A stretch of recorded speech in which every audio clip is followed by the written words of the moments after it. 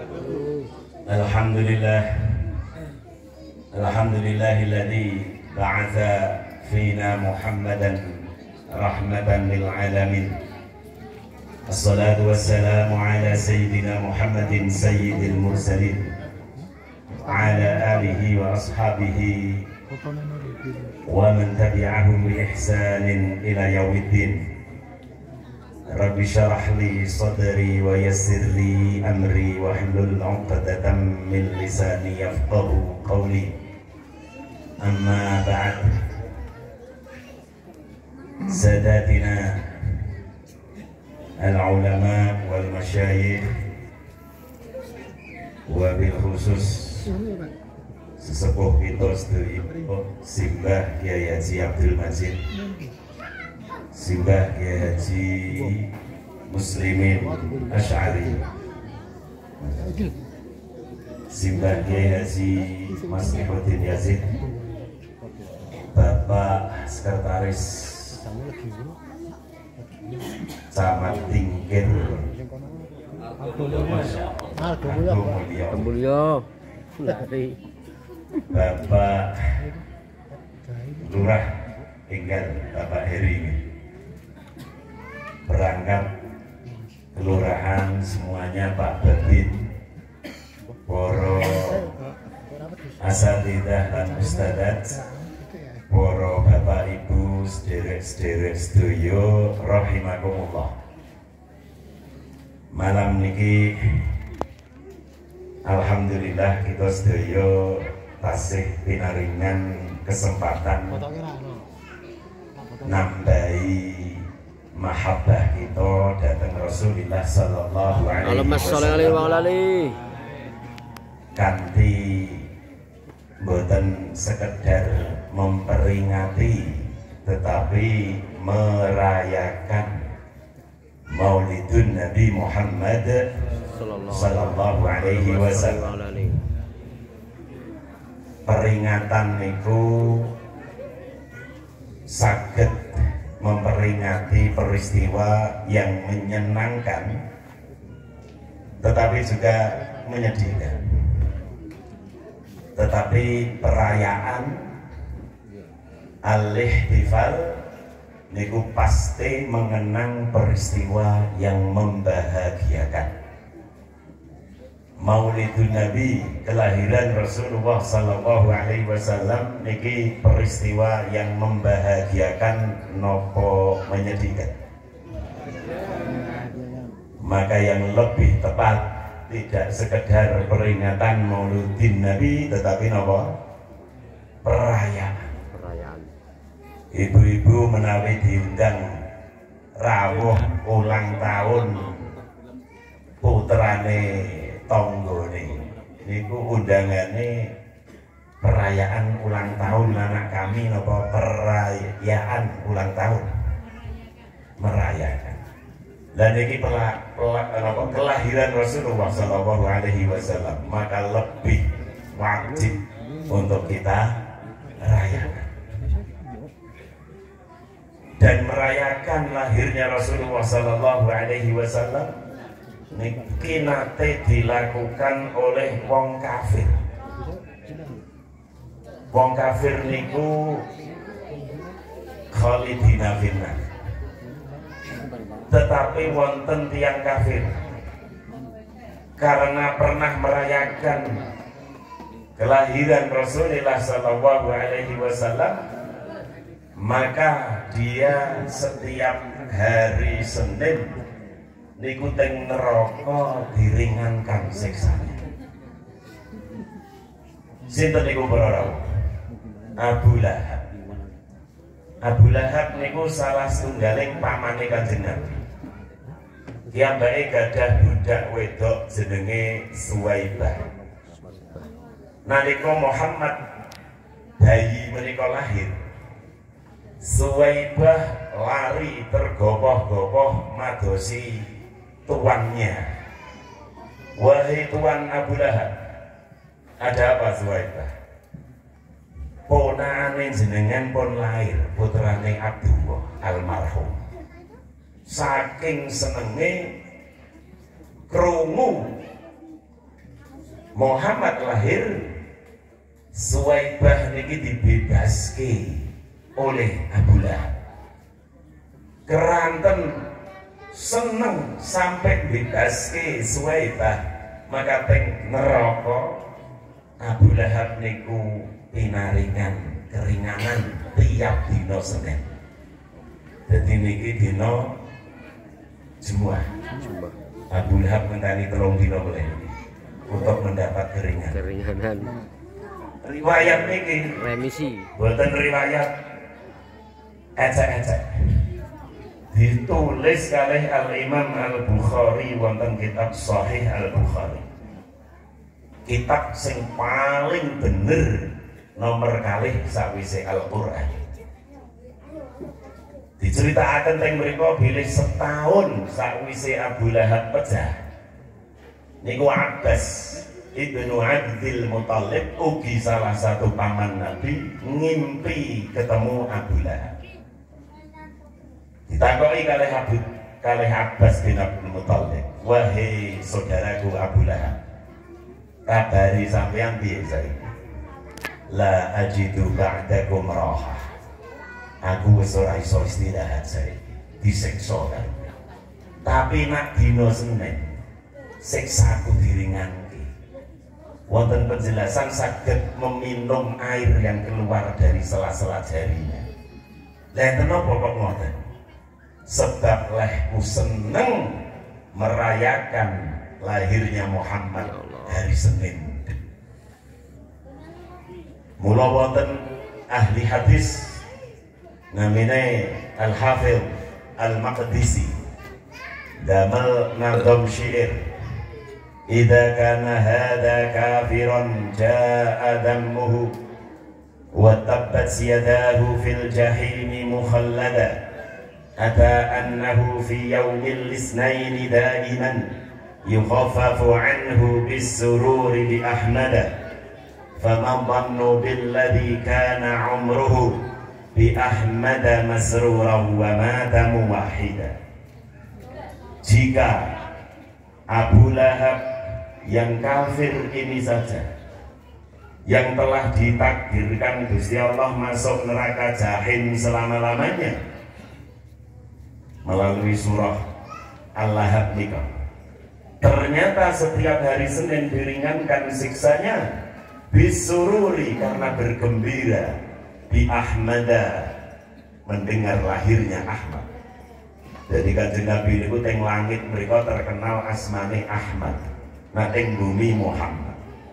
Kalau begitu, fama dhannu billadzi kana umruhu bi Ahmada masruran wa mata muwahhida. Lalu bagaimana dengan masyarakat kerasa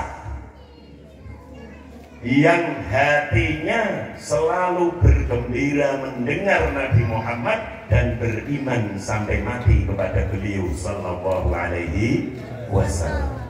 Sing kafir bae kaya ngono, gur krana tau seneng krungu lahiri Muhammad, apalagi yang beriman dan hatinya selalu bergembira mengenang lahirnya beliau. Amin Allahumma.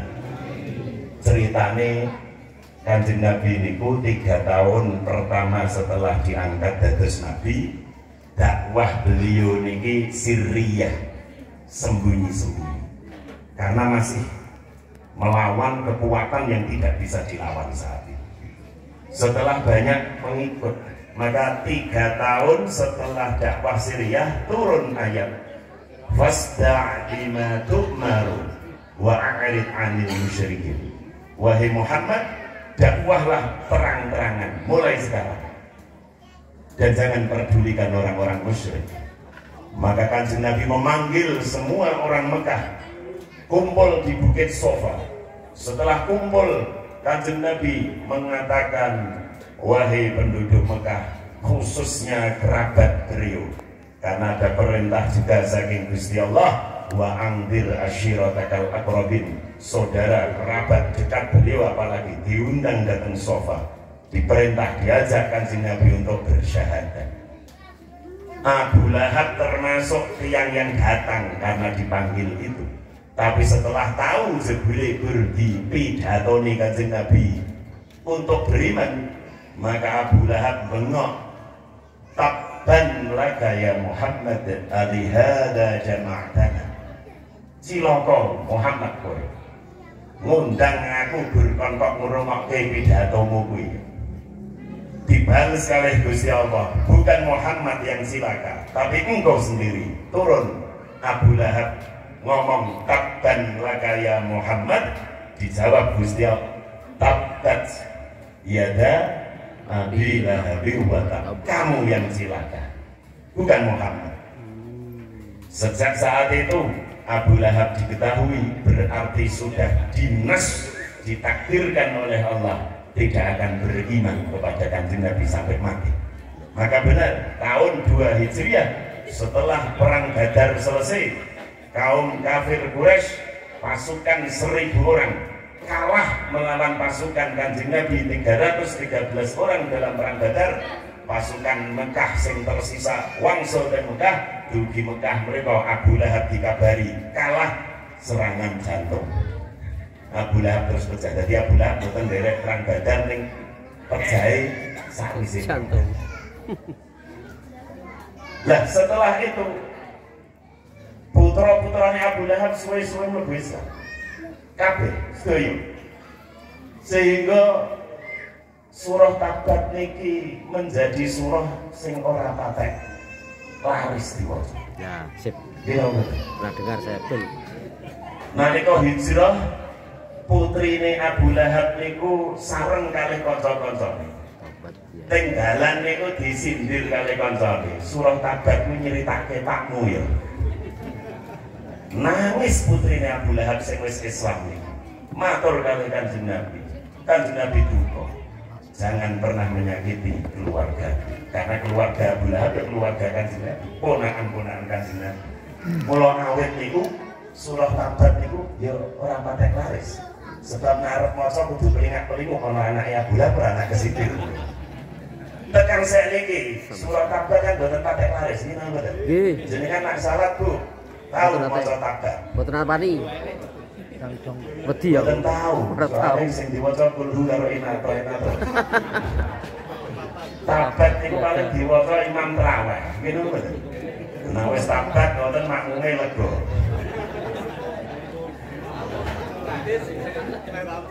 Lah Quran, ayat-ayat Quran niku dibagi kalih. Enten ayat afdal, enten ayat fadil. Afdal niku ayat yang berbicara tentang Allah. Qul huwallahu ahad niku surah afdal. Ayat kursi surah afdal. Akhir surah Al-Baqarah niku. Lah sing berbicara tentang orang kafir niku namine fadil. Tapi semuanya dari Allah Subhanahu wa taala. Ada keajaiban dalam surah Tabat ini. Meskipun orang patek laris kok. Jadi kalau orang patek laris kalau Gusti Allah niku di napa? Tipi mukjizat yang luar biasa. Mukjizatnya napa? Surah Tabat niki kados kula aturaken kala wau diturunkan 3 tahun setelah kenabian. 3 tahun setelah kenabian. Sing isine negdirke negaske nek Abu Lahab niku ora bakal iman lan masuk neraka. Sakwise turun surah Tabat, Abu Lahab niku tesih urip kira-kira 12 tahun. Karena matine Abu Lahab niku tahun kedua Hijriah. Berarti teng Mekah kan 13 tahun Kanjeng Nabi. Tabat turun tahun ketiga, berarti teng Mekah hijrah 10 tahun tambah 2 tahun badal hijrah. Berarti sakwise Tabat turun, Abu Lahab tesih urip pinten tahun mau Bu? 12 tahun. Saiki monggo jenengan bayangke. Mun bayangke napa? Bayangke napa? Nang bayangke. Seandainya dalam waktu 12 tahun sisa hidup Abu Lahab kok masuk Islam, niku kira-kira nasibe Tabat pripun? Nasibe Tabat agak celek. Isi-isi. Padahal Abu Lahab niku ketika Rasulullah ada di Mekah, Nah, Ibu. selalu merovokasi warga Mekah utawa tiang-tiang Arab sing sami haji supaya ojo percaya karo Quran sing dikatakan oleh Muhammad. Kuwi karangane Muhammad dhewe. Kuwi salah. Jadi kepengin merovokasi warga supaya nganggep Quran niku salah. Jajar para ora usahlah mlebu Islam. Reko-reko mlebu Islam wae niku surah Tabat wis salah tingkah niku. Jadi pamane Abu Lahab niku pidato, "Wahai warga Mekah, aku saiki wis iman." Lah berarti Tabat salah toh? Kan ngoten. Niku reko-reko mawon boten. Sampai mati setelah diberi umur 12 tahun ternyata tetap tidak beriman sebab Quran la ya'tihil batilu min baini yadayhi, tidak akan mungkin terjadi kekeliruan di masa lalu wala min baini yadayhi, dan tidak akan terjadi kesalahan di masa yang akan datang. Niku ayat sing ora pat surah sing ora pakai baris, jangan salah. Niku menunjukkan membuktikan mukjizat Al-Quran yang tidak mungkin salah. Para rawuh, kembali datang cerita awal-awal. Abu Lahab yang kafir ternyata setiap hari Senin diringankan siksanya karena merayakan Maulidun Nabi pada saat lahirnya Kanjeng Nabi. Yo gur kuwi bab ngamal api Abu Lahab ini. Maka monggo para rawuh, hati harus bergembira setiap kali mendengar Rasulullah Shallallahu Alaihi Wasallam. Sebab nopo? Sebab beliau fadl, sebab beliau anugerah sekaligus rahmat terbesar Allah datang kita sedaya umat manusia bahkan alam semesta. Qul bi fadlillahi wa bi rahmatihi fa bidzalika falyafrahu. Qul dawuhna Muhammad, kalau Gusti Allah menurunkan fadlnya, menurunkan rahmatnya, sampaikan kepada kaum yang beriman agar falyafrahu, agar bergembira. Mula nak perayaan Maulid Nabi ngeten iki ya kudu gembira. Nak dereng saged gembira ya reko-reko gembira. Ngeten nggih. Iya. Pura-pura sih. Pura-pura bahagia. Untuk menumbuhkan rasa gembira itu kadang-kadang reko-reko dhisik. Wah, angel ya, Pak. Karena untuk bahagia ora usah nunggu saat, tetapi memaksa bersyukur, maka insya Allah akan bahagia. Jadi orang kok bahagia dhisik nunggu syukur, tapi syukur dhisik makin bahagia menyusul. Rasulullah lahir dan itu fadl, itu rahmat dari Allah. Paksa hati untuk bahagia, insya Allah akan diturunkan Allah rasa bahagia yang sesungguhnya. Amin Allahumma amin. Para rawuh rahimakumullah, Kanjeng Nabi Muhammad sallallahu alaihi wasallam niku sampun dipun siapaken Gusti Allah. Istiqdat sampun diparingaken, kemampuan potensial sampun diparingaken Allah dhateng manahipun Kanjeng Nabi untuk membawa risalah yang sangat berat tanggung jawabnya ini. Tidak hanya Kanjeng Nabi diparingi istiqdat, potensi yang hebat, tapi Kanjeng Nabi juga diletakkan, ditempatkan Gusti Allah pada ujian yang berat untuk bisa mengemban amanah risalah. Maka Kanjeng Nabi ini awet lahir sampun yatim. Supados napa para rawuh? Kanjeng Nabi sudah diberi potensi untuk mandiri, untuk pemberani, untuk sabar, untuk menjadi orang yang halim. Sudah ada potensinya dalam diri Rasulullah dari Gusti Allah langsung. Tetapi meski demikian, Kanjeng Nabi tetap diberi proses oleh Allah untuk menguji beliau sampai matang. Maka lahir di dunia sudah diuji dengan yatim. Begitu lahir, maka yang pertama-tama nyusoni Kanjeng Nabi niku budake Abu Lahab sing wis dibebaske wau. Suwaita. Umur sekian bulan, kados adat biasane tiang-tiang Mekah saat itu, bayi niku biasanya terus disusokke. tiang ingkang berasal dari daerah pedalaman. Kanjeng Nabi dipendhet kalih Halimah Sa'diyah. Kenapa disebut Sa'diyah? Sebab berasal dari Bani Sa'ad. Nah, Bani Sa'ad niku tunggaling kabilah Arab yang masih sangat terjaga bahasa Arabnya. Mula nak kepengin memahami napa yo bayi kok langsung disusokke wong ning adoh mriku. Tradisi kok aneh.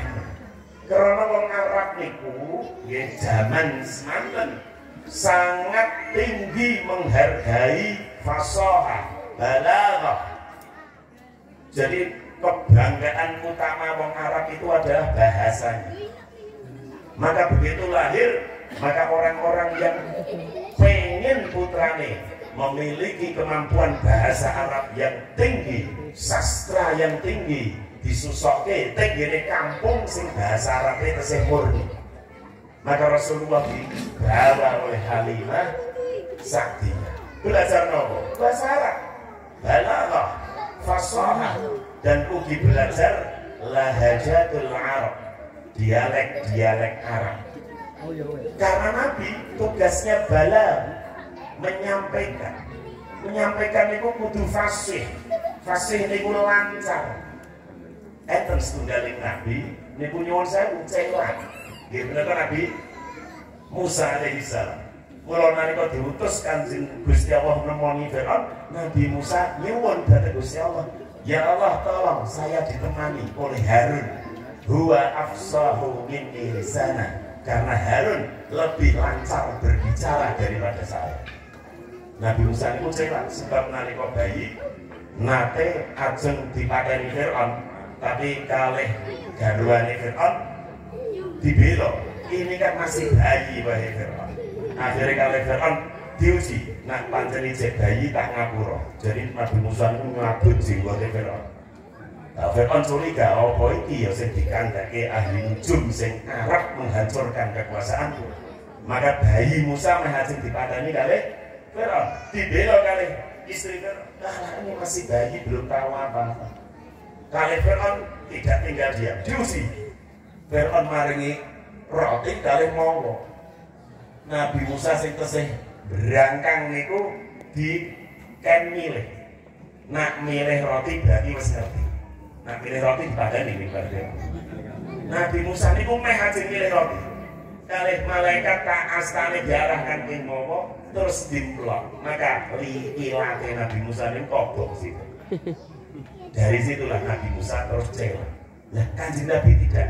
Kanjeng Nabi sejak awal sampun didesain oleh Allah dan diikhtiarkan oleh keluarga untuk belajar lahjatul Arab, fasahah, balaghah. Mongko-mongko Kanjeng Nabi niku orang yang paham seluruh dialek Arab. Jadi umpamane wong Jawa, ngoten niku saged ngomong ngapak ala Banyumasan. Saged ngomong ala Kraton Solo sing walus. Saged ngomong gaya Jawa Timuran sing Mula Kanjeng Nabi kadang-kadang dawuh dengan lahjah yang tidak diketahui oleh orang Quraisy.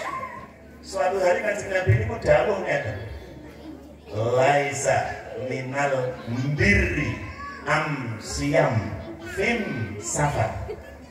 Niku saged ya. Basa napa niku? Am birri am siyam fim safar. Ternyata niku lahjah Asy'ariyah dari Yaman. Asy'ariyah niku mengke sing menurunkan Abdul Hasan Asy'ari, imam akidah kula panjenengan Ahlussunnah wal Jamaah. Rawat yang Yaman, Asy'ariyah niku Yaman. Niku nak alif lam diganti mim. Jadi laisa minal birri, tidaklah baik asyam berpuasa fis safar dalam perjalanan jauh. Kalau nak perjalanan jauh, apine muka. Lah Kanjeng Nabi dawuh dengan lahjah Asy'ariyah, laisa minal birri, alif lam dadi mim. Minal birri amsiyam fim safar. Karena Rasulullah menguasai dialek-dialek seluruh dunia. Itulah kenapa tego wong tuwa duyangan bayi kok langsung digawa wadah. Dari saat itu wadah saka Mekah. Sebetulnya dealnya, perjanjiannya sampai umur sekitar 5, 6, 7 tahun.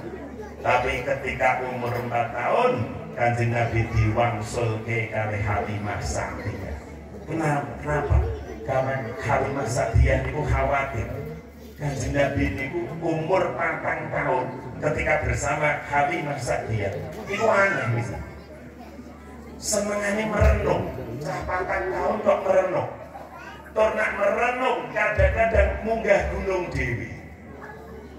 Samar nak kejinan niku Halimah Sa'diyah. Bahkan terakhir konco-koncone cerita. Jadi konco-koncone teng Bani Sa'ad niku enten namine Abdullah, enten Anisah, enten Syaimah. Kanjeng Nabi ya dolanan kadang-kadang kali konco-konco sedaya niku.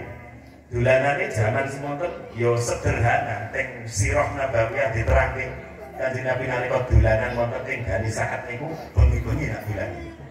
Dolanane napa? Cepet-cepetan nemu balung. Jadi enten balung niku diumpetke. Peteng mungkin sinten sing nemu pertama kali dia akan jadi pemimpin kelompok. Kanjeng Nabi niku selalu yang menentukan. Tapi ketika Halimah Sa'diyah mireng dari teman-temannya Kanjeng Nabi bahwa Nabi baru saja dicekel tiang, dibedah dadanya, diambil hatinya, dicuci, dimasukkan lagi ke dalam dada, Halimah semakin khawatir. Maka umur 4 tahun sakjane dereng wayahe diwangsulke Kanjeng Nabi kali Halimah diwangsulke teng Mekah. Sampai Mekah pun peteng bengi. Kebetulan saat itu Mekah nembe musim haji. Jadi haji itu awet zaman jahiliyah pun enten. Cuma tawafe kata sing udah. Udah tawafe niku jahiliyah. Nah malam itu malam musim puncak haji. Kanjeng Nabi 4 tahun dituntun kali Halimah ajeng dibaleke. Halimah kali garwane namanya Haris. Dibaleke datang keluarga. Ternyata di Mekah yang sangat ramai niku lepas tangan Kanjeng Nabi.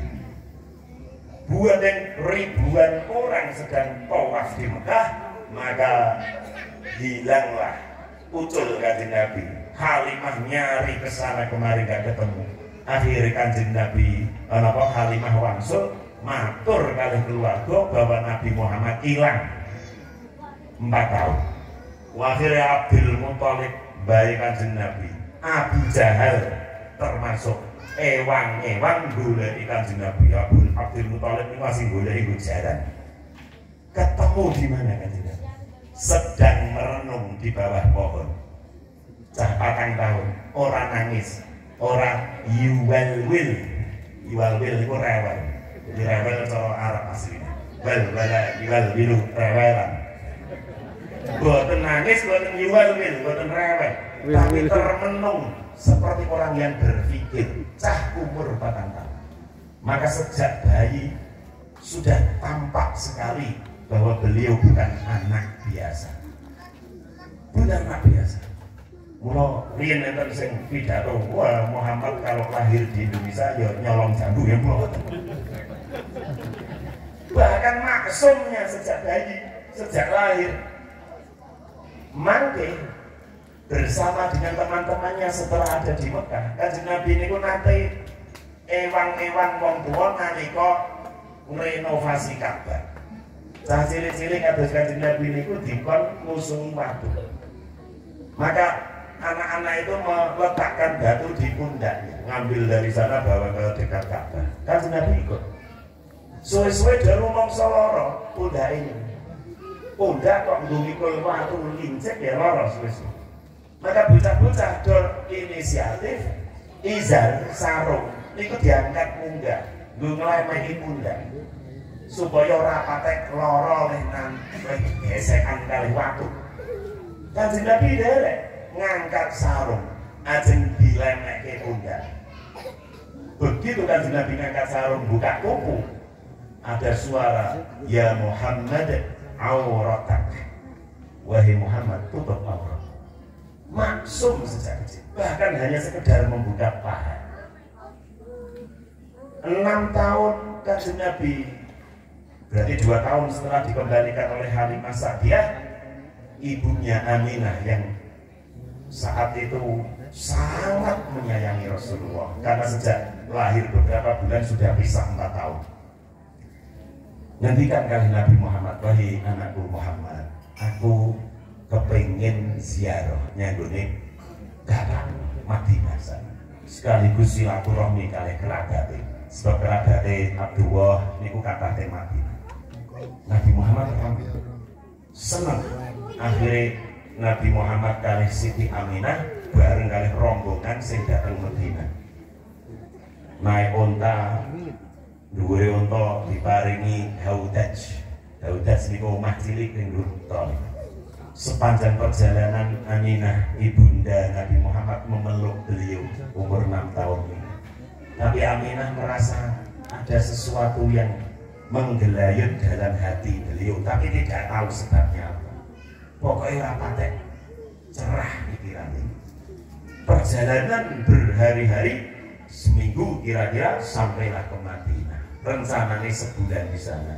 Terus begitu sebulan Kanjeng Nabi mengenal kota Madinah. Jebule ono kota Madinah, ketemu wong Yahudi, ketemu wong Aus, Khazraj.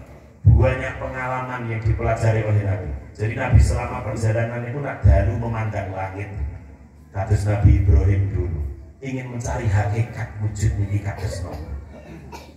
Pulang dari Madinah angin besar. Ibundanya Siti Aminah dalam perjalanan sakit. Sakit, anginnya gede, badai pasir.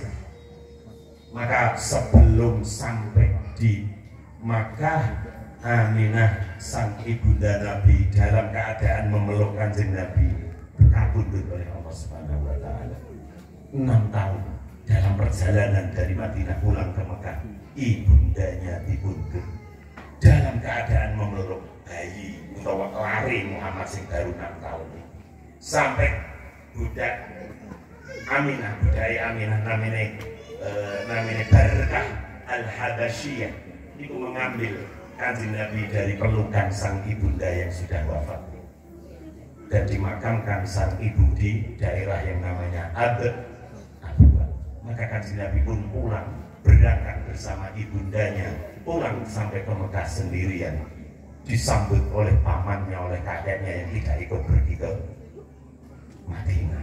Maka sejak itu Kanjeng Nabi sudah yatim piatu, tambah berat ujian yang harus dilalui oleh Rasulullah SAW. Sampai di Makkah karena orang tua sudah tidak ada, maka dirawatlah beliau oleh sinten para Abdul Muthalib sang kakek. Kebetulan waktu niku sebelum niku ketika dikembalikan ke Kanjeng ke ibundanya dari Halimah Sa'diyah, nah ini ada cerita Mekah sedang paceklik, bertahun-tahun tidak hujan. Maka tiap-tiap Mekah menemui Abdul Muthalib, seniornya di Mekah. Wahai Abdul Muthalib, bagaimana ini? Mekah kekeringan sudah lama sekali. Dukun-dukun sudah dikerahkan tapi tidak hadir hujan pula. Nah, Mbak Rara mungkin ya hujan, tetap tidak hujan. Mbak Rara. Negara modern ini kaya ngene iki. Udah ngono. Bener. Akhirnya nopo para rawuh. Abdul Muthalib gendong Nabi Muhammad niki baru dikembalikan dari Halimah Sa'diyah. Umur 4 tahun digendong oleh Abdul Muthalib, dibawa ke Bukit Safa. Di sana Abdul Muthalib berdoa kepada Allah Subhanahu wa taala, berwasilah kepada Nabi Muhammad SAW yang umurnya baru 4 tahun. Kanjeng Nabi ikut memandang ke langit meskipun tidak mengucapkan apa-apa. Belum turun dari Bukit Safa, hujan sudah turun. Mulai diabadikan kisah itu dalam sholawat Nariyah. Allahumma sholli sholatan kamilatan wa sallim salaman taman ala sayyidina Muhammadin alladzi tanhallu bihil uqad wa tanfariju bihil qurab wa tuqda bihil hawais wa tunalu bihil ghaib wa husnul khawatim. Terus wa yustasqa al-ghamamu bihi, wa yustasqa al-ghamam, dan dimohonkan hujan bihi kelawan wasilai Muhammad yang saat itu masih 4 tahun. Jadi Abdul Muthalib nyuwun datang Allah. Tapi wasilahnya Nabi Muhammad yang baru siapa tahu belum turun dari Bukit Sofa, hujan sudah turun. Barokah Rasulullah Sallallahu Alaihi Wasallam. 8 tahun, 2 tahun dirawat oleh sang kakek Abdul Muthalib Siddiq. Lalu dipelihara oleh Abu Thalib sang paman. Sang paman itulah yang kemudian mengajak Kanjeng Nabi ke Syam. Syam itu saiki daerah yang terdiri dari 5 negara: Palestina, Israel, Yordania, Syria, Lebanon. Itu Syam. Dan Nabi melu Abdul Muthalib dan rombongannya berdagang ke Syam sampai suatu daerah namanya Busra. Busra itu tempat masuk wilayah Syam dan orang-orang di sana umumnya Kristen. Ini buatan pendeta yang bertauhid, buatan derek Trinitas, buatan pendeta yang namanya sinten Buhairah. Ketika dari kejauhan Buhairah itu melihat ada awan yang mengiringi rombongan. Terus ketika dekat ke rumah Buhairah, rombongan itu leweng di bawah pohon sing gede-gede cepat sebab selak kepanasan ngiyup nang isor ruwet. Kan Nabi karena masih 8 tahun rodok keri, sehingga ketika duduk di bawah pohon kan Nabi wis ora omah iyup-iyupan. Tapi ternyata dahan-dahan pohon yang tadi menaungi wong-wong tua mau miring menaungi Kanjeng Nabi. Sing tua malah kepanasan. Buhairah dari rumah semakin yakin ini jelas ada hal besar tentang anak itu. Maka diundang Robert yang griyane Buhairah. Semua masuk.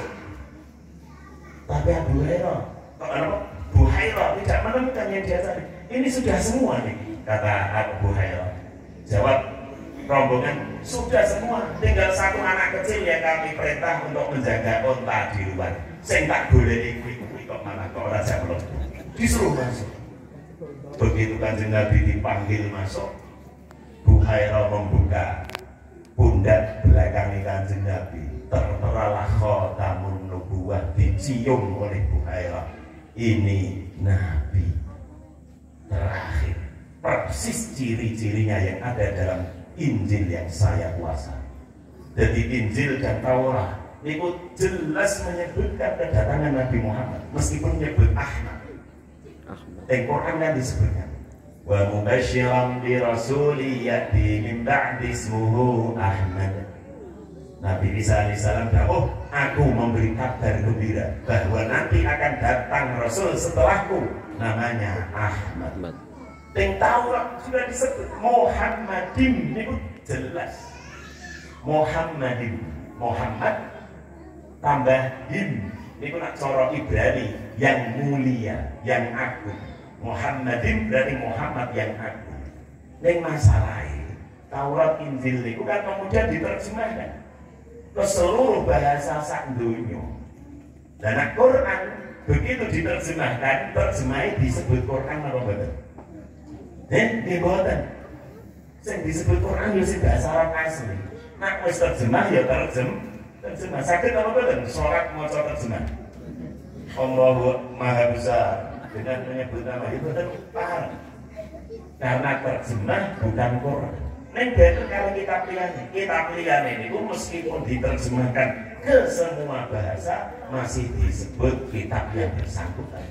Maka lah itu persoalannya. Setelah diterjemahkan Muhammadin tadi tidak diterjemahkan sesuai asli. Dan sekarang mulai diteliti kembali, benar ada Muhammadin di dalam Taurat dan ada Injil yang menyebutkannya. Para rawuh rahimakumullah.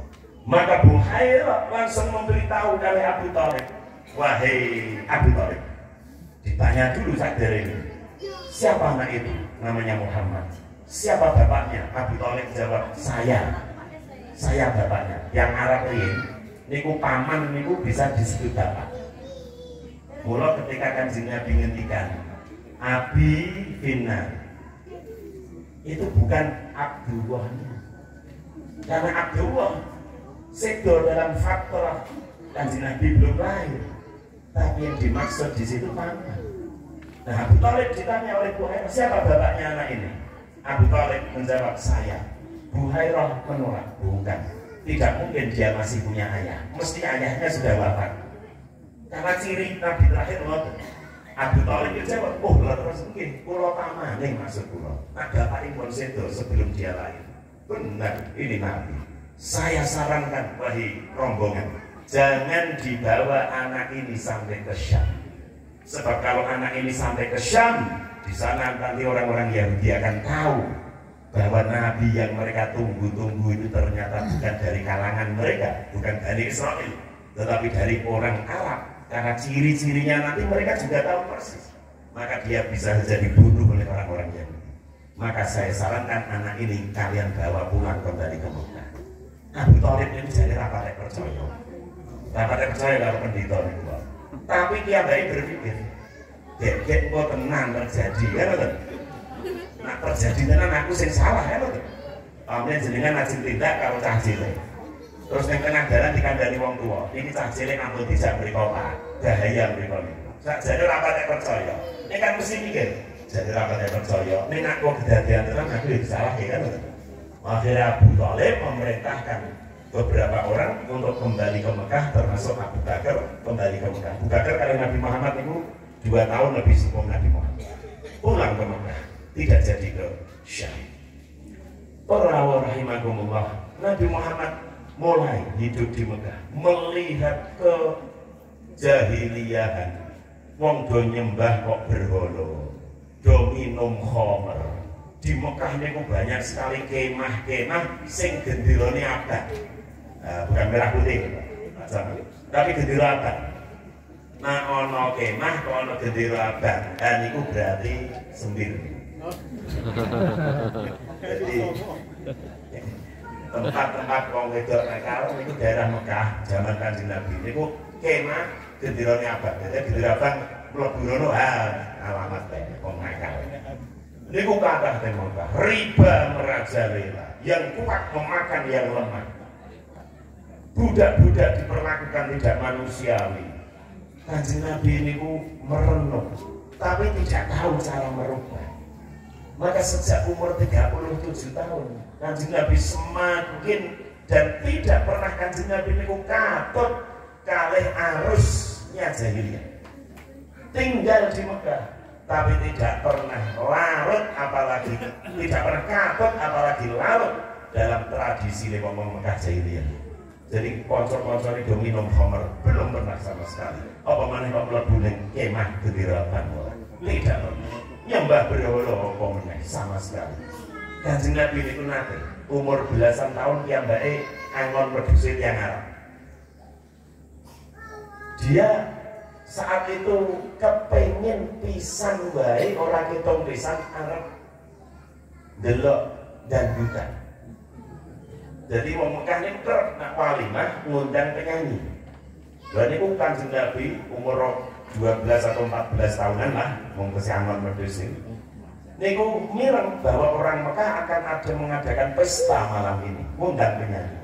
Padahal dia sedang angon wedhus wong Mekah. Maka dia bilang kepada temannya sesama angon wedhus, aku tolong wedhusku jaga. Lah kok arep yang di mau? Aku pisang-pisang kepengen nonton dangdut. Nonton penyanyi, ya wis kono, kancane ya rada apian. Akhirnya Kanjeng Nabi Muhammad mandap ke kota Mekah, datang ke tempat walimah, ke tempat pesta, duduk nunggu biduan teko. Sebelum biduan datang, niku Kanjeng Nabi diserang kantuk yang luar biasa. Tertidur tangi-tangi srengenge wis meletek biduane wis turu. Pulang bengine jebule pestane 3 dina terus. Kanjeng Nabi Nabi ya dereng Nabi Muhammad ngendikan kali konsone, wah mau keturunan aku urung sido delok. Aku sesuk tak jajalan ya. Ya wis kono. 2 kali datang ke tempat mughaniyah bau penyanyi bau belum sempat dimulai oleh MC Kanjeng Nabi wis tertidur dan bangun-bangun sudah ada sinar matahari yang mengenai beliau. Baru Kanjeng Nabi sadar, oh ini berarti pertanda bahwa aku memang tidak boleh seperti ini. Maksum sebelum jadi Nabi sudah dilindungi Allah dari dosa dan kesalahan. Umur 37, 38, 39 sampai 40 Kanjeng Nabi itu sudah setiap Ramadan naik ke Gua Hira. Hira untuk mencari pencerahan. Dia gelisah dan ciri ngomong fakolah kata Kanjeng Nabi itu selalu ingin merubah sesuatu yang tidak benar di lingkungannya. Tidak cuek. Bagaimana cara merubah? Tetapi nggak tahu. Maka beliau pergi ke Gua Hira, yaitu setiap bulan Ramadan 3 tahun, 38, 39, 40. Barulah pada usia yang ke-40 Kanjeng Nabi menerima wahyu pertama kali. Iqra bismi rabbikal ladzi khalaq. Maka Kanjeng Nabi pun akhirnya tahu bahwa beliau diangkat sebagai Nabi dan turunlah kemudian surah Ya ayyuhal muddathir fa'anzir wa rabbaka fakabbir wa siyabaka fatahhir wa rijza fahjur. Baru surah yang kedua mengangkat beliau sebagai Rasul. Nah para rawuh rahimakumullah, dengan seluruh pengalaman yang telah dilalui Kanjeng Nabi dan istiqdat potensi yang sudah Allah berikan dalam diri beliau, maka Kanjeng Nabi mampu ballagha risalah wa addal amanah wa nasahal ummah. Dan alhamdulillah Kanjeng Nabi telah menjalankan tugasnya dengan sempurna. Al-yawma akmaltu lakum dinakum wa atmamtu alaikum ni'mati wa raditu lakumul islam dinan. Para rawuh, diutusnya Kanjeng Nabi wonten ing Quran niku digambarkan dengan 2 kalimat. Kadang-kadang Gusti Allah niku dawuh kama arsalna fikum rasulan min anfusikum. Doanya Nabi Ibrahim sudah berkata, Rabbana wa ba'as fihim. Rabbana wa ba'as fihim. Terus apa? Rabbana wa ba'as fihim rasulan min anfusihim yatlu alaihim ayatihi wa yuzakkihim wa yu'allimul kitaba wal hikmah. Tapi kadang-kadang di Quran Gusti Allah ngendikan Inna arsalna ilaikum rasula kama arsalna ila fir'auna rasula. Kadang-kadang arsala ila, kadang-kadang arsala fi. Ini maknanya beda. Ketika menggunakan arsala kok fi, kados doanya Nabi Ibrahim, maka itu fi maqamil limtinan. Maksudnya pengutusan Nabi sebagai Rasul adalah al-mannu wal fadl, kanugrahan dari Allah Subhanahu wa ta'ala. Tapi nak Gusti Allah dawuh kok arsalna ilaikum kados arsalna ila fir'auna, maka fi maqamil ihtijaj. Lah iki kedah diperhatikan. Ketika fi maqamil ihtijaj niku wedi awake dhewe. Karena ihtijaz itu maksudnya nggak, nah arsalna kok ilah, niku maksudnya hati-hati. Aku wis ngutus Rasul marang sira kabeh. Nak kowe ora melu, ora percaya, awas. Niku nak ilah. Tapi nak fi, niku Gusti Allah sedang menunjukkan fadlnya, al-mannu wal fadl kepada kita. Seakan-akan Gusti Allah ngendikan, aku sudah memberi anugerah kepada kalian berupa Rasul. Maka bergembiralah. Nah para rawuh, kenapa? Karena Rasul itu pancen basyiran wa nadhira. Basyir niku fi, nek nadhir niku diungkapkan dengan ilah. Mula Kanjeng Nabi niku yo enten napa tugas yang membuat beliau sedih. Karena salah satu tugas Nabi sebagai nadhir niku mengke teng akhirat kersa ora kersa kudu dadi syahidun 'alan nas. Syahid saksi, ala memberatkan. Saksi sing melarataken, sing memberatkan. Datang sinten niku? Datang tiang-tiang yang pernah mendengar nama Rasulullah tetapi tidak beriman kepada beliau. Maka Nabi Muhammad itu makanya harus bersaksi. Saya sudah menyampaikan balaghatul risalah, addaitul amanah, nasahtul ummah, tetapi dia tidak mau ya Allah. Maka ketika Kanjeng Nabi merintah sahabat Ubay bin Ka'ab untuk membacakan beberapa ayat dalam surah An-Nisa, ketika sampai pada ayat fa kaifa idza ji'na min kulli ummatin bi syahidin wa ji'na bika 'ala haula'i syahida, Nabi Muhammad nangis dan meminta Ubay bin Ka'ab untuk berhenti membaca Quran. Nopo maknanya ayat wajibna bika 'ala haula'i syahida, kami datangkan engkau Muhammad sebagai saksi memberatkan mereka yang tidak percaya kepadamu. Ihtijaz itu berarti wis tak kirim Rasul, lah kok kowe tetap orang iman, maka tidak ada alasan bagi kamu di akhirat untuk selamat. Alhamdulillah. Mula para rawuh, kita bersyukur karena kita sudah menerima anugerah berupa Rasulullah Sallallahu Alaihi Wasallam. Luweh-luweh kok kita bergembira setiap kali mengenang kelahiran beliau, dan monggo kita tingkatkan dari iman menjadi mahabbah. Napa berawuh mahabbah.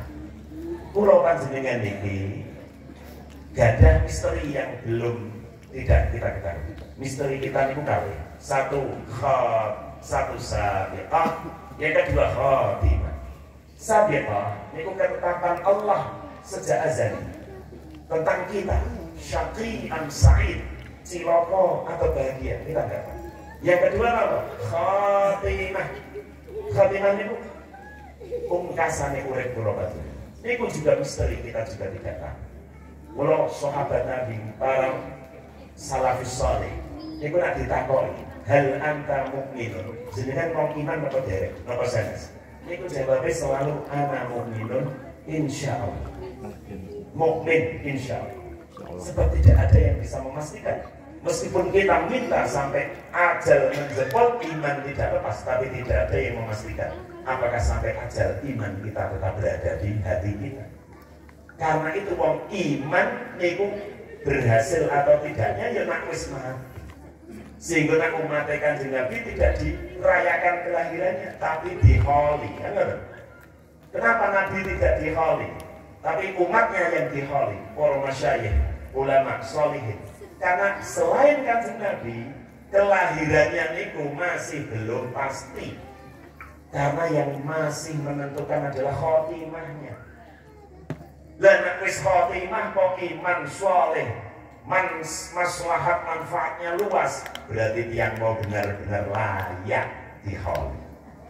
Tapi nak lahir baru hanya Kanjeng Nabi saja.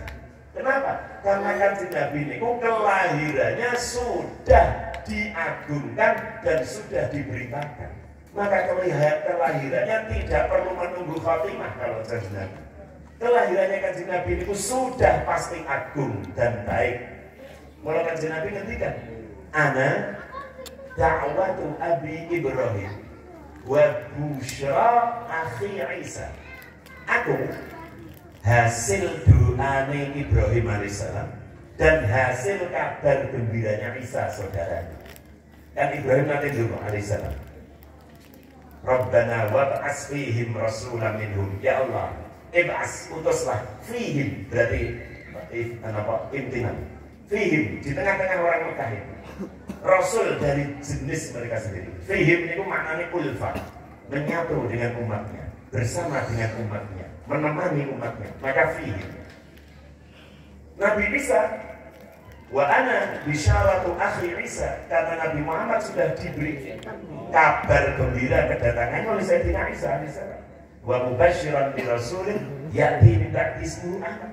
Jadi sejak lahir Kanjeng Nabi itu sudah agung. Karena itu doanya Nabi Ibrahim dan juga kabar gembiranya Nabi Isa alaihissalam. Nabi Ibrahim mendonga, ya Allah utuslah di tengah orang Mekah ini seorang rasul. Niku 2000 tahun lebih saderenge Kanjeng Nabi.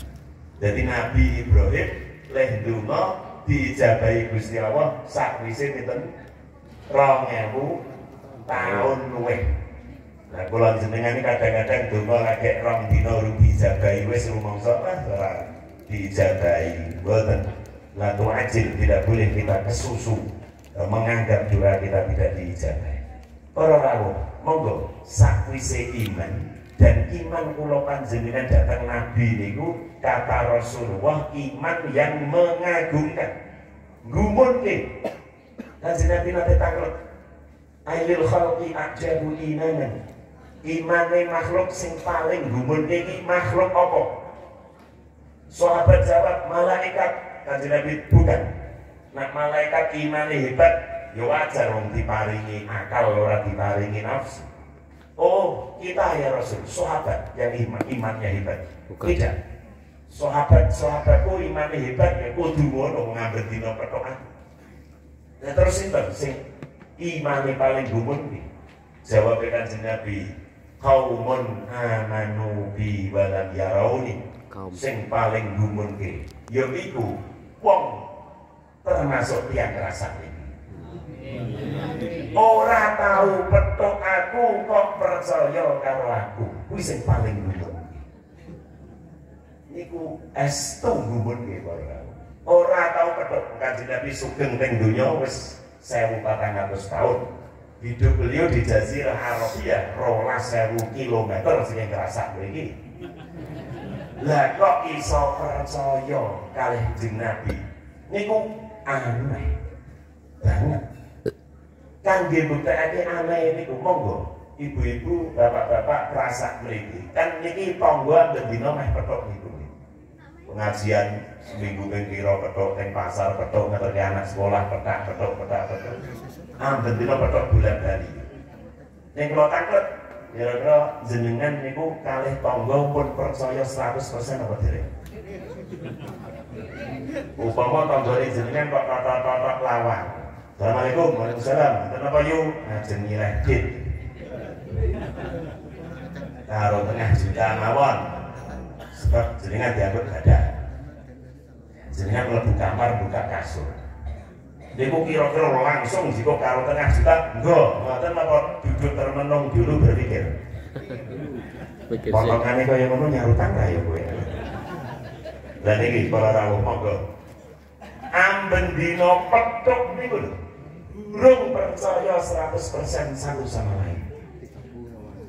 Lah beliau Rasulullah sallallahu alaihi wasallam 1400 tahun kepungkur sugeng teng donya. Nah saiki tetep sugeng kanjeng Nabi, tapi hayatan barzakhiyah. Jaraknya dari kita 12.000 km. 1400 tahun kepungkur jaraknya 12.000 kok awake dhewe percaya 100%. Kanjeng Nabi merintahke jenengan sedekah, infak, zakat, wakaf jenengan lakoni. Kanjeng Nabi merintahke poso Senin Kamis jenengan nglakoni, kula warang. Bali kok. Kanjeng Nabi merintahkan jenengan tangi sulus al-akhir minal lail jam 3 bengi jenengan tangi. Bahkan seandainya Indonesia lan wong Islam kok dijajah wong do kafir meleh, Kanjeng Nabi perintahkan pertahankan negaramu, pertahankan agamamu, berjihad. Kira-kira rasa siap angkat apa betul? Sing merintahke Kanjeng Nabi siap mengkorbankan nyawa. Kok iso percaya karo wong sing ora tak petuk? Padahal ambek dina petuk kowe diutangi 200.000. Mikire setengah jam. Lah niku gumunke. Kula iman kula jenengan kalih Kanjeng Nabi niku dilem Kanjeng Nabi. Iman sing gumun. Alhamdulillah. Lah magayutan kalih ora percaya karo tangga iki penting kula aturaken. Monggo antar masyarakat semakin membangun saling kepercayaan. Termasuk monggo nak kepeksa utang, mang utang teng kene dulur lan tangga. Nggih. Ning nak ora kepeksa ampun utang. Napa kok teng Indonesia merajalela sing jenenge pinjol. Karena karo tangga wis angel utang sakniki. Bahkan sakniki enten sing luwih parah dari pinjol namanya judal. Judi online. Ya Allah, mantingali pasar sepi. Ramayana niku sepi. Tanah Abang sepi. Warung kula dalu saking Banyumas anggere delok warung kok ora enak kok ya kok ora ana wong jajan. Sepi napa-napa. Jadi leh bekah-bekuh sing duwe toko-toko niku sing tuku ora teko-teko, sing teko ora tuku-tuku. Jadi kalau punya Ramayana ibu kamu betul ora tuku apa-apa. Tapi warung sepi, toko sepi, apa-apa sepi. Judi online Indonesia niku duwite masyarakat sing wis tersedot ke dalam judi online 200 triliun. Jadi wis kaya ngene kondisine diperkere kalih judi membeli mimpi. Naudzubillah. Mula kita tekan pemerintah untuk melindungi rakyat. Judi online ku puluhan ribu website teng internet itu. Jadi jenengan gadah deposito 1 juta, urun 10 juta, 10.000. Mungkin pertama itu jadi 30.000. Wah, sesuk 50.000 hilang. Wah, gek nak tak jajalnya oleh 100.000, nyuwun sewu, mboten tepi-tepi. Masih di kota Solo 3 niki. Pak RW teng Kembang Arum niku cerita teng kono. Enten ibu-ibu niku ngasih adel omah 350 juta ludes nggih judi online. Omah ini niku teng Solo 3 niki. Innalillahi wa inna ilaihi raji'un. Lah napa kok saged mekaten di antara masyarakat sudah tidak saling mula nak kepeksa utang, nak mboten kepeksa ampun utang.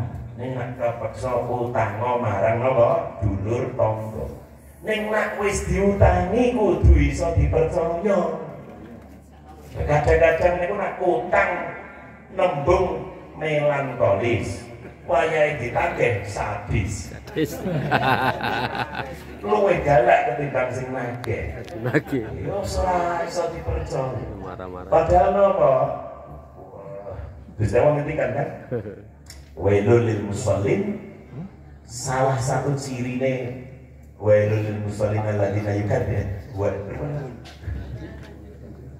wailul lil musallin alladzina ya Allah. Terus ngadap kata wa yamna'unal ma'un. Wa yamna'unal ma'un niku napa? Ciri-ciri orang yang mendustakan agama niku diantaranya tidak mau saling membantu antar tetangga dalam hal-hal kecil. Hal-hal kecil. Selama saling bisa membantu utang pira apa gue SPP 200 salah gini Pak. Arep nyileh apa nyileh obeng, nyileh drai, nyileh ember, nyileh arit, gaji gene tak silai. Niku maun namanya. Hal-hal kecil tapi penting untuk membangun trust dan kerjasama antar masyarakat. Gusti Allah perhatian dengan maun ini. Nah, monggo para rawuh kita kuatkan kepercayaan di antara kita. Amin Allahumma. Amin. Mahabbah terhadap Rasulullah sallallahu alaihi wasallam. Mencintai Rasul sallallahu alaihi wasallam. Karena kalau aturaken ada khatimah yang tidak bisa kita ketahui. Tapi enten kisi-kisi untuk menjawab mengko ning akhirat ambek awake dhewe cedhak karo sapa. Niku enten kisi-kisi. Di dunia bisa kita jawab. Napa niku? Suatu hari sahabat sowan. Takok kali Kanjeng Nabi, "Ya Rasulullah, mata sa'ah? Kiamat kapan Kanjeng Nabi?" Kiamat enten kalih sughra dan kubro. Sughra matine awake dhewe, kubro hancurnya alam semesta. Kanjeng Nabi pirsa napa mboten, Pak? Kapan kiamat? Mboten. Yang ditahu Kanjeng Nabi niku asyratus sa'ah, tanda-tanda kiamat. Ning tanggal pirone Kanjeng Nabi mboten pirsa. Niku gaib. La ya'lamul ghaiba illallah. Mula hal gaib niku ora perlu ditanyakan. Muspro. Sia-sia. Ora usah bahsul masail membahas jumlah malaikat, ora usah. Jumlah jin dan setan dibahsul masail ora perlu karena hal gaib itu tidak akan diketahui. Maka Rasulullah ketika ditanya atas sa'ah kiamat kapan, Rasulullah tidak jawab. malah balik pertanyaan yang lebih penting. Napa niku? Ma'adat balaha. Niku yang penting. Persiapanmu apa ngadepi kiamat? Sahabat mau jawab, ma'adatulaha syai'an. Ya Kanjeng Nabi, niku tawadhu sahabat. Saya belum menyiapkan apa-apa Kanjeng Nabi untuk menghadapi kematianku atau kiamat. Walakinni uhibbu wa rasulah. Tetapi saya mencintai Allah dan Rasul panjenengan. Napa jawab Kanjeng Nabi? Anta ma'aman ahbabta. Engkau nanti akan dikumpulkan bersama orang yang paling kamu cintai. Jadi khatimah kita tidak tahu, tapi di akhirat bisa kita jawab. Bersama siapa kita di akhirat? Bersama orang yang paling kita tresnani di dunia ini.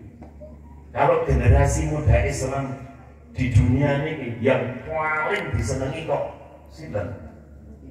Blackpink. Ya mungkin di akhirat sejak Blackpink, ya nah Blackpinknya mlebu swarga alhamdulillah. Masya Allah. Maka monggo mencintai Rasulullah. Sahabat ya Rabbi, sahabat niku. Kanjeng Nabi niku perang Uhud. Ketika perang Uhud wong Islam kalah. Enten wanita Ansariyah niku dalam perang Uhud kelangan 3 anggota keluarga. Bapaknya sedo mati syahid, saudara laki-lakinya mati syahid, anak lanangnya mati syahid. Begitu selesai perang, sang ibu diberitahu oleh tentara Kanjeng Nabi, ibu panjenengan katuran sabda, bapak, saudara, dan anak panjenengan sedo syahid sedoyo dalam perang Uhud. Napa dawuh sing ibu? Mboten takok jenazah itu pundi. Ma fa'ala Rasul. Bagaimana Rasulullah? Huwa bi khairin kama tuhibbin. Alhamdulillah Kanjeng Nabi sae kados harapan panjenengan sang ibu. Dijawab boten ibu mau dereng puas. Hari ini tolong antar aku ingin ketemu langsung Rasulullah, memastikan beliau keadaan baik. Sang kali sahabat ibu-ibu sepuh dereng. Begitu sampai di hadapan Rasulullah, melihat Rasulullah, maka sang ibu tadi mengatakan, ya Rasulullah, kullu musibatin ba'daka jalalun. Ya Rasul, seluruh musibah yang menimpaku hari ini khususnya kehilangan suami, bapak, anak, setelah aku melihatmu semua musibahku terasa ringan. Dalam perang Uhud juga Kanjeng Nabi ini nak perang yang koyong jenderal itu membawa tongkat komando karena sufuf as-shalah kasufufihim fil qital. Salat kudu lurus rapat, baris arah perang yang kudu lurus rapat kados Pak Polisi, Pak Tentara. Rasulullah yang merapatkan dan merapikan, meluruskan barisan. Ketika Rasulullah meluruskan barisan itu diperisani Rasul saka samping ngoten niku ana wong sing wetenge rada maju. Yo ora patek lurus karo lemu sih sajake ngoten. Karena Kanjeng Nabi didekati orang itu dengan tongkat komandonya. Nama orang itu Sawad ibnu Waziyah. Kanjeng Nabi nutuk wetenge tiyang niku. Ya Sawad istawi atau sawi ya Sawad. Luruskan barisanmu sambil memukul perutnya Sawad nganggo komando tongkat. Tidak diduga Sawad niku matur, "Auja'an ya Rasulullah.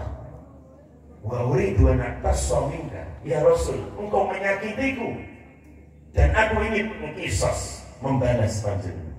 Sahabat niku geger, tidak menduga lalu dingonokke kok merasa disakiti arep balas. Kanjeng Nabi jangan biarkan. Bahkan Kanjeng Nabi mengatakan kita somit ya Sawad, balas apa? Jangan di akhirat, harus sekarang. Diberikan tongkatnya. Wahai Sawad, ini tongkatku, silakan pukul aku. Kanjeng Nabi mawon wedi kalau dikisos di akhirat. Gara-gara nutuk wonten iki. Begitu tongkat komando dipegang Sawad, Kanjeng Nabi siap dipukul, sahabat sholat tegel mirsani. Oh, sahabat arep nutuk Kanjeng Nabi tegeli koyo. Tapi Kanjeng Nabi melarang mereka untuk menghalang-halangi Sawad. Sawad niku tersih matur, "Ya Rasul, jenengan wau nutuk weteng kula dalam keadaan kula bedidik." Mriki nggih bedidik. Lan jenengan tersinggung kelambi. dereng adil. Lah karaku piye? Jenengan yo kudu didengken adil. Upaya delok wetenge. Sahabat tambah nangis. Ora toto tenang sahabat. Apa yang dilakukan Kanjeng Nabi membuka bajunya. Persis kaya sawat. Wahai sawat, silakan iktasam ini, balaslah sekarang. Tongkat sudah saya berikan, badan sudah saya buka seperti kamu tadi. Sahabat tambah boten tegel ningali apa yang akan terjadi. Tiba-tiba berlabuh Sawat bin Ghaziyah mencolot ngekep ngambungi wetenge padarane Kanjeng Nabi, ditemplake wetenge teng padarane Kanjeng Nabi, diambungi wetenge Kanjeng Nabi. Kanjeng Nabi kaget. Masa tak Sawat? Wahai Sawat, kamu ini ngapain kayak gini? Tidak ada yang menduga. Ternyata Sawat matur, ya Rasulullah, inni uridu ayyakuna akhiru ahdi bi ahdik an yamussa jildi jildaka syarif. Ya Rasul, kula namung kepengin saderenge kula mati, sebab nikajeng perang mungkin kula mungkin mati. Saya kepingin pertemuan terakhirku di dunia denganmu, saya bisa menempelkan kulit saya ke kulit mulia panjenengan. Hanya itu yang saya lakukan, yang saya inginkan. Maka saya berbuat sandiwara tadi itu sebetulnya. Nah, boten mungkin jenengan kompetitif. Saya tidak bisa menempelkan. Krono Sawat ngerti kulit Kanjeng Nabi tidak mungkin tersentuh api neraka. Maka saya hanya ingin, ya Allah, ya Rasul, di saat terakhir sebelum kematianku, saya bisa menempelkan kulitku ke kulitmu yang mulia ini. Maka Rasul pun mendoakan sahabat kabeh dolego. Masya Allah, namun Nabi yang bilang cintanya kepada Rasulullah sedemikian besar. Kenapa? Karena mereka kenal man ra'ahu badihatan hadha wa man khalaqahu ma'rifatan ahabba. Siapa yang baru melihat Kanjeng Nabi pertama kali pasti takut. Saking wibawanya Kanjeng Nabi. Bahkan orang guru pertama, enten sahabat niku sampai Kanjeng Nabi sedo ditakoki tabiin. Wajah Kanjeng Nabi bagaimana? Dia tidak bisa menjawab. Sahabatmu ora iso jawab. Aku dhewe ora tau weruh. Jenenge sahabat ora weruh piye. Setiap kali saya berjumpa Nabi, belum pernah saya mampu memandang cahaya wajah beliau. Jadi ada yang sampai mati sahabat tidak pernah berani memandang wajah beliau. Saking wibawa cahaya yang luar biasa. Tapi banyak orang sahabat yang melihat. Maka kata Dibak kalau jadi apa tidak? Man ro'ahu badihatan Dibak hada wa man khalaqahu ma'rifatan.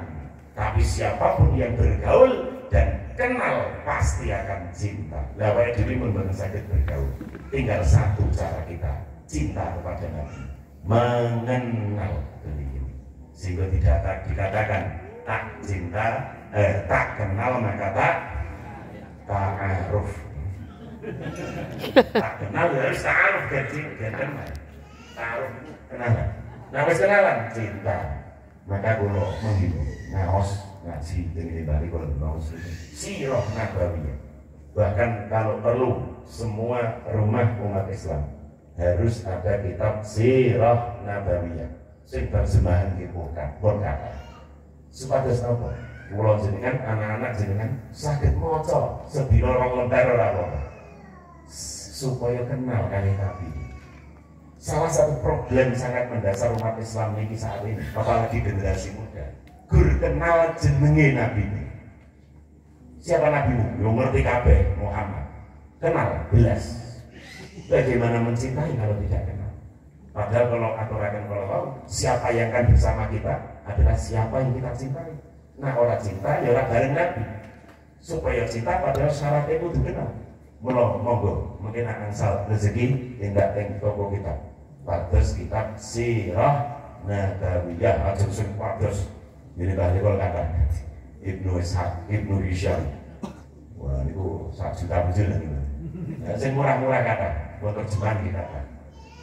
Sehari selembar, 2 lembar diwaca di depan anak cucu. Pokoknya kalau nurut kayak butuh wapi supaya tambah kenal betapa indahnya akhlak Rasulullah, betapa perjuangannya Rasulullah, pengorbanannya Rasulullah, cinta kasihnya kepada kita, dan keinginan Rasulullah untuk membahagiakan kita dunia akhirat luar biasa.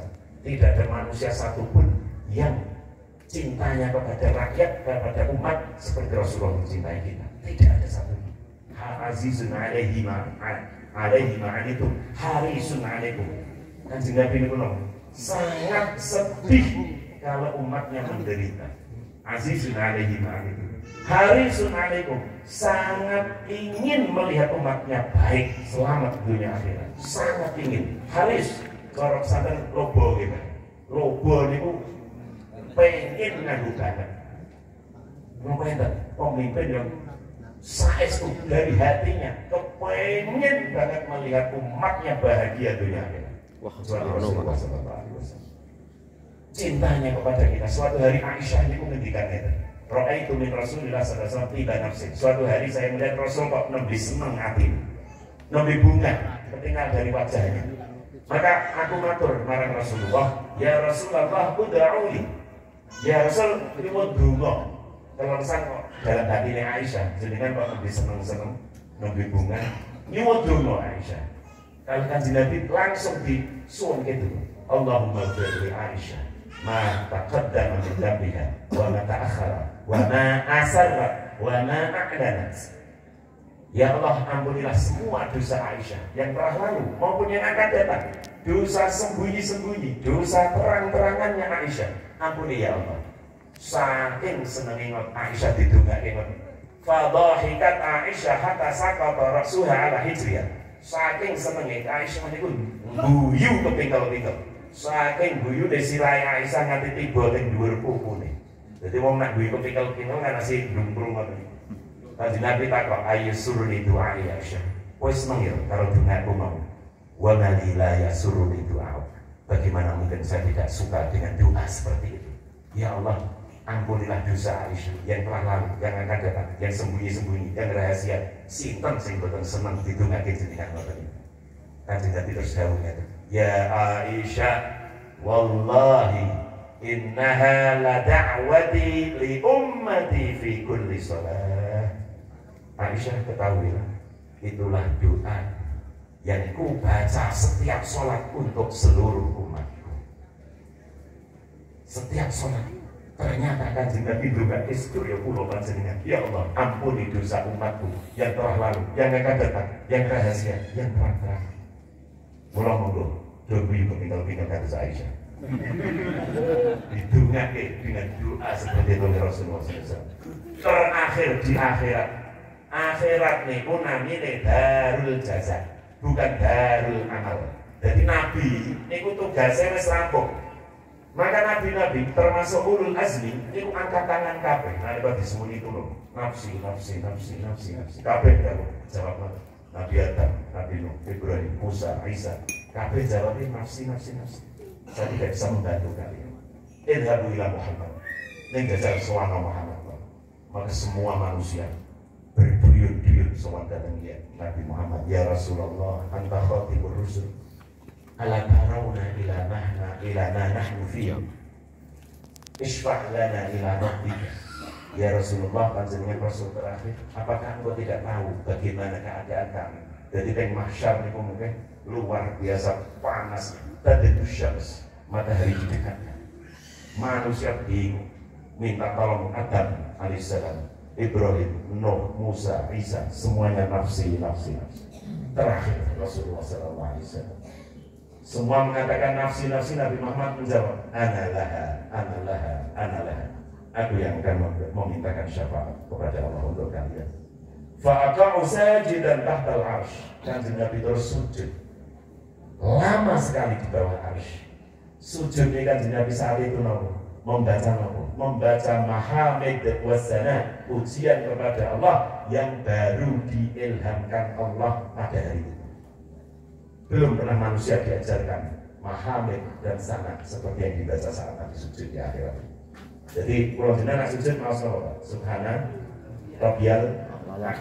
Dan Nabi di masa ini di dunia. Tapi nanti ketika sujud di akhirat, Allah mengilhamkan mahamid yang istimewa yang tidak pernah diajarkan kepada siapa.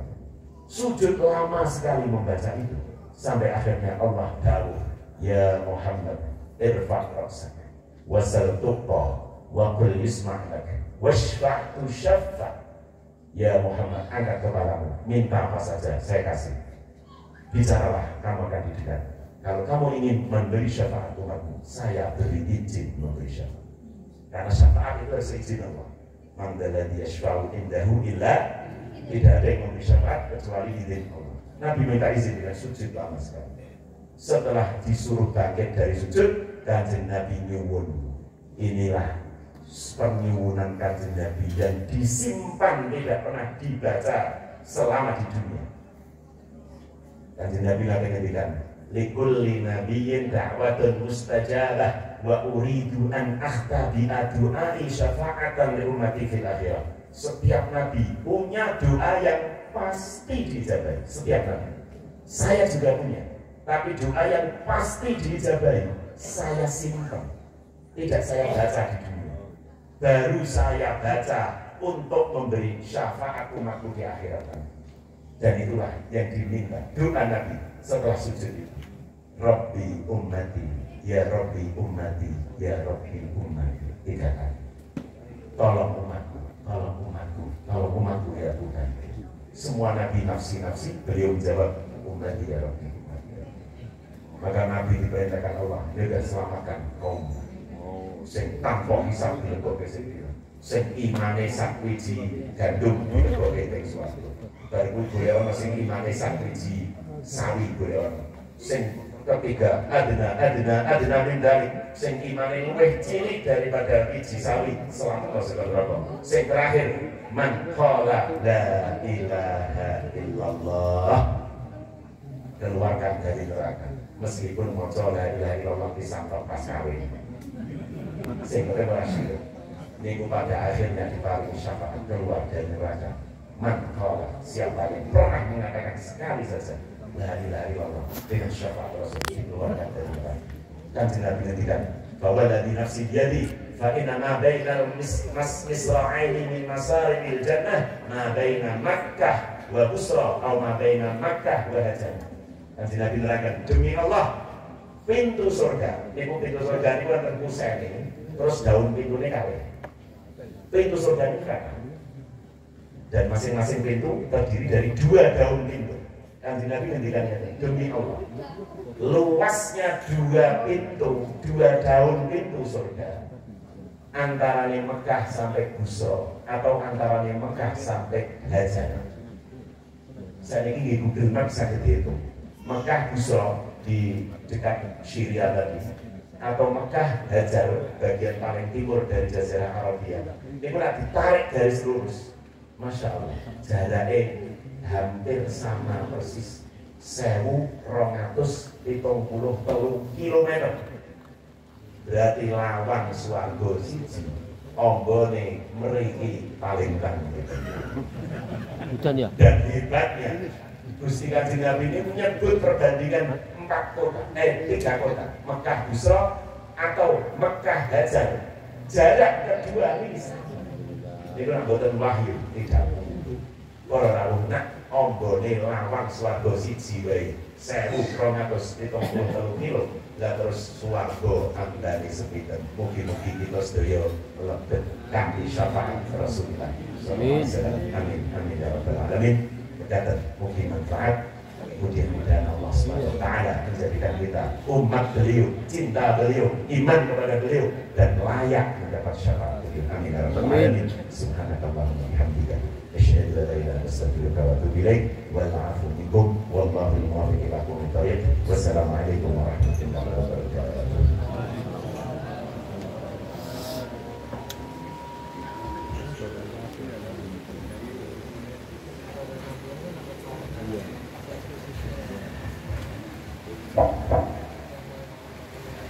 Alhamdulillahirrahmanirrahim. Kami mengucapkan banyak terima kasih kepada Al-Mukarram Romo Dr. Kiai Haji Agus Ahmad Soaibin MCME telah memberikan mauidhah hasanah. Semoga dengan mauidhah hasanah